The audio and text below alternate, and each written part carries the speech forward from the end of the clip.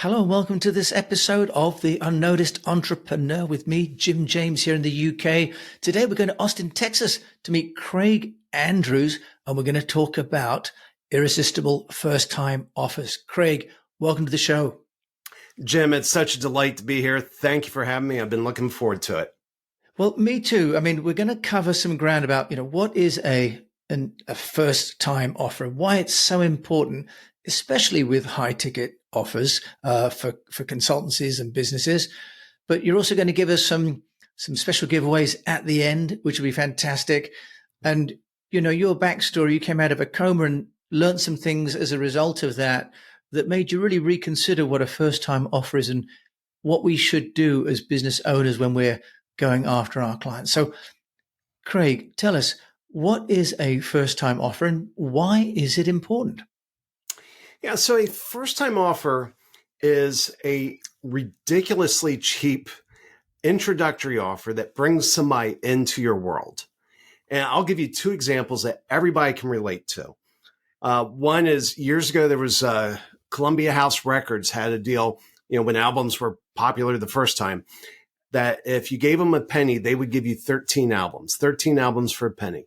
And so if you were the type of person that wanted to build a record collection, this was a harder offer to turn down. And obviously, Columbia House Records made tons of money with that. So that's an example of a simple offer. And we tried that for our high ticket service and it failed miserably. And we realized we needed to make one that's a little more complex.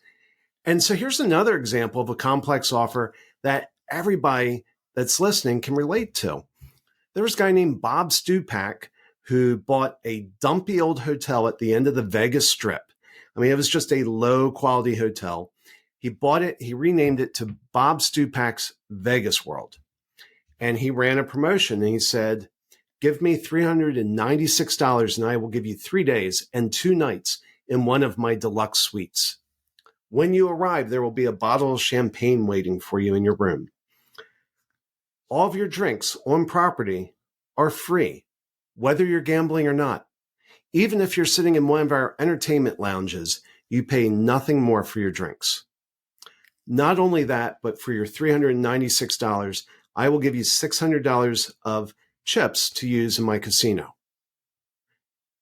Now, when you hear that offer, there's a few things to notice. One, there's 4 elements, and that's where we're moving into the area of a complex offer.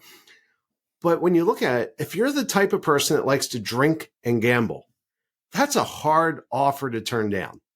And it worked very well. That hotel, I believe it's now called the Strat. It used to be the Stratosphere. It's now a part of the Vegas Strip. So if you're the type of person that likes to gamble and drink, it was a great offer and it brought in the business. But something else that was really interesting about it is that's not an offer that appeals to me. I'm not a gambler. And I'll drink some wine, but unless they're serving really nice wine, I'm not going to get my money's worth off that. And so it actually repels me, which is a good thing for Bob Stupak, because Stupak knows he makes the most money when every one of his rooms is filled with somebody who likes to gamble. And especially if they like to drink, because they probably gamble more. And so he doesn't want me staying in his hotel. He's not going to make as much money off me. And so those are 2 examples of first-time offers, one for a simple product or service, and the other for typically a higher ticket, more complex product or service. Now, Craig Andrews, you run a company called allies4me. Tell us, how does that work? What's your proposition then? Because the first-time offer, when it's complex, potentially could be a loss-making offer as well, couldn't it? Because in the case here, we had British Airways many, many years ago. They offered a free flight if you bought a vacuum cleaner. Famously cost them hundreds of millions of pounds. I have to say I did buy a vacuum cleaner and got a flight. But, how do you make sure that a first-time offer isn't really a loss leader? Because most companies can't afford that kind of exposure. Well, yeah. So sorry to disappoint. You're almost certainly going to lose money on the first time offer. The key is you have to, for it to work, you must understand the lifetime value of a customer. And all you're doing is you're moving some of that money out of the lifetime value bucket into the cost of acquisition. And as long as you understand that and it's a profitable operation, you can do it. I mean, and I'll give you an example. I had a client years ago. When we started talking to him, I asked him, I said, well, what's the lifetime value of a customer for you? And he sat back and thought about it. And a lot of times we have to coach people through this just to kind of get in the ballpark. And he said, I think lifetime value is somewhere between 4 and 5 million. So, okay. I said, well, if the lifetime value of a new customer for you is 4 or 5 million, how much of that 4 or 5 million would you be willing to spend on acquisition? And he kind of paused and he thought about it and he said, I'd be willing to spend $1 million. That's the highest number I've ever gotten. But you can see, he said, okay, you're telling me that if I give you $1 million, you'll give me 5 million. I'll take that deal. Craig, that's a really wonderful insight that the FTO, the first time offer, has to be seen within the lifetime value rather than within, let's say, the first transaction, because that changes, doesn't it, the dynamic. Does that mean the FTO like that really only works if you have, for example, a subscription-based product? I mean, you mentioned the record labels, or can it work with almost any product category? So I'm going to speak specifically about high ticket items. It generally, I've yet to see the place where it doesn't work. And, if you're selling something you can buy on Amazon, or could conceivably buy on Amazon, I don't necessarily recommend that. But if you're looking at higher ticket things, so it's good for consulting services. It's good for coaching. Let's say you have a 20,000 pound, rejuvenating retreat, restructure, re-strategizing retreat. It's probably going to take a little bit of heavy lifting to get the 20,000 pounds out of somebody's pocket. And so what they want to know, the big question they have is, if this retreat delivers the results you promise it delivers, I have no problem spending that 20,000 pounds. But I don't believe you. I don't know you. I don't trust you. And they don't say that overtly, but that's what's being processed in their mind. And so what I would advise for somebody in that category is I would say, you know what? Look at their pains. Look for a couple of immediate pains that you could take away that would give them a taste of what they would get in the retreat. And go and do that. And when you do that, because when you help somebody solve a problem in their life, it builds unbelievable amounts of trust in very short times. And once they do that, and this has been our experience, people are like, oh my goodness, yes, let's keep going. That felt good. The trust is overwhelming. Craig, now, we mentioned it very briefly in the intro.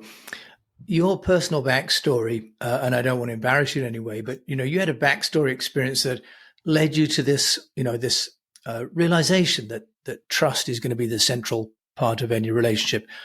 I don't want to delve too much into the history of that, obviously, the medical side, but do you want to just explain to us, when you came out of that coma, what had happened that made you realize this and the genesis of the FTO for you? Yeah, so I was in a coma for 6 weeks back in 2021. And when they put me in the coma, the doctors told my wife I was going to die. And my wife, this was when they weren't letting family in the hospital. My wife said, sorry, wrong answer. And she kind of bullied her way into the hospital. They eventually agreed to give her an hour a day. And she would come in, she would sing to me, she'd pray over me, and she'd say words of encouragement while I was there.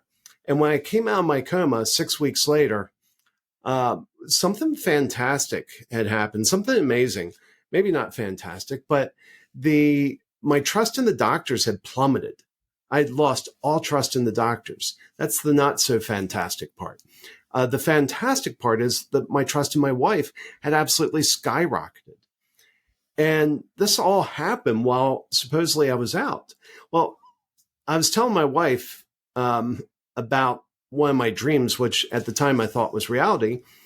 And I told her about how in my world, I was in a resort in Louisiana. She came in and she put her hand on my left shoulder and she said, "Craig, this is Karen.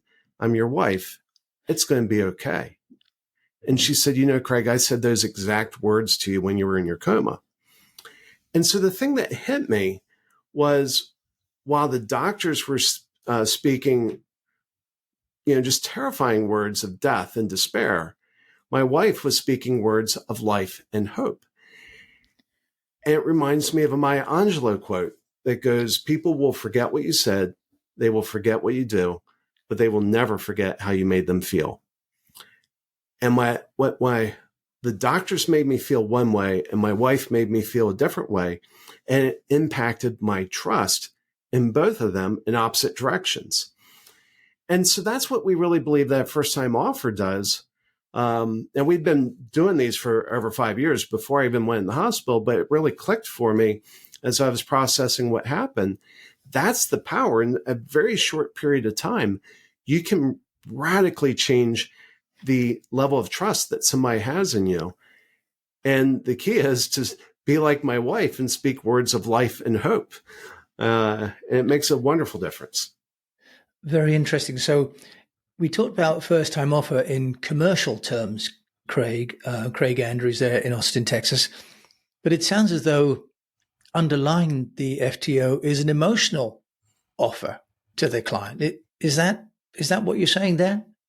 Oh, absolutely. It's, my view of branding, Jim, is that your brand is the emotions that people feel when they see your logo or hear your name. And so what you're doing in the delivery of your first time offer is you're actually branding yourself. You're doing it subconsciously. It's not that you have banners flashing across the screen, but what you're doing is you're communicating to them that you're the type of person that they can trust, the type of person that's going to help them solve problems in their life and help them achieve their goals. Craig, you talked about first time offers being, complex, and there are presumably some first time offers that are simple where you're building trust, wanting to be that trusted advisor or providing something that someone will kind of incrementally invest in your services. Can you give us some examples of those early first time offers that people can almost train with? Because some of the offers that we see online that some of the big American companies or gurus talk about certainly make me feel quite nervous, because it feels like I'm sort of giving away so much. I could almost, bankrupt myself if the lifetime value actually doesn't materialize. Craig, with Allies4me, I know you help entrepreneurs build first time offers. So can you give us maybe one or two flavors of FTOs that you get people started with? Yeah. So for somebody who's interested in doing a first time offer with us, we start off with a mini project that's a first time offer in itself. We call it FTO squared. And there are 5 deliverables. We help somebody, we build a persona around a real person, and we develop the transformation language, how they transform people's lives. Because we always believe you should sell the transformation, not the product or service. And so that's the first deliverable. And we give them kind of a messaging structure.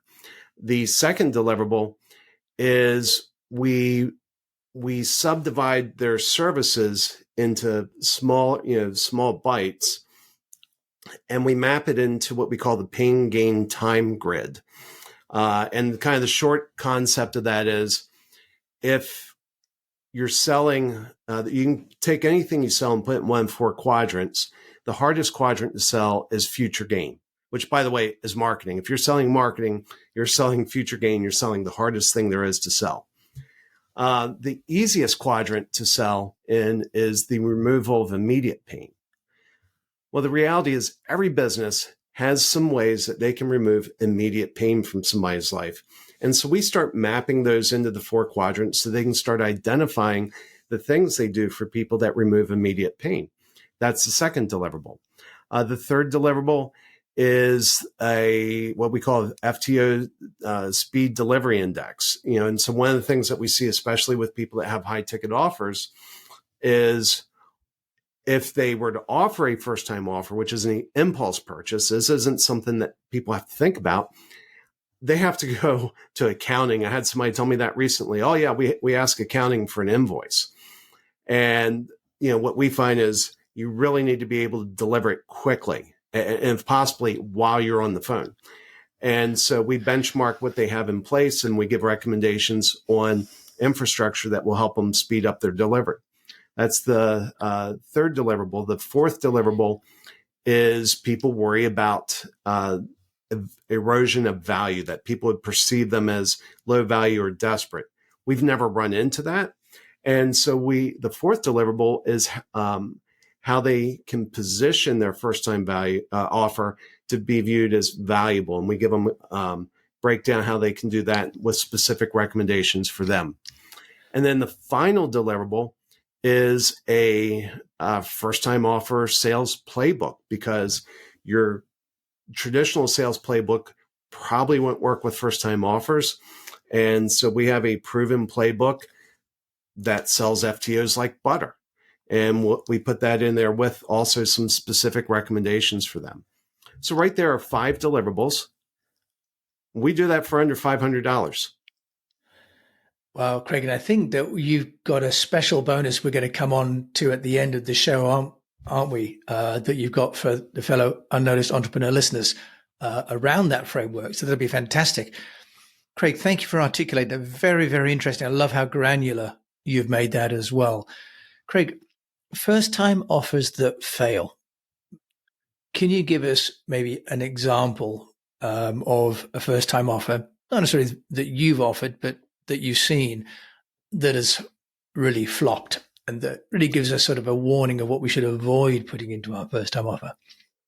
Well, there are 2 things that will make first time offer, 2 big things that will make first time offer fail. One is if you're trying to speak to a pain your prospect has, but your prospect doesn't know they have.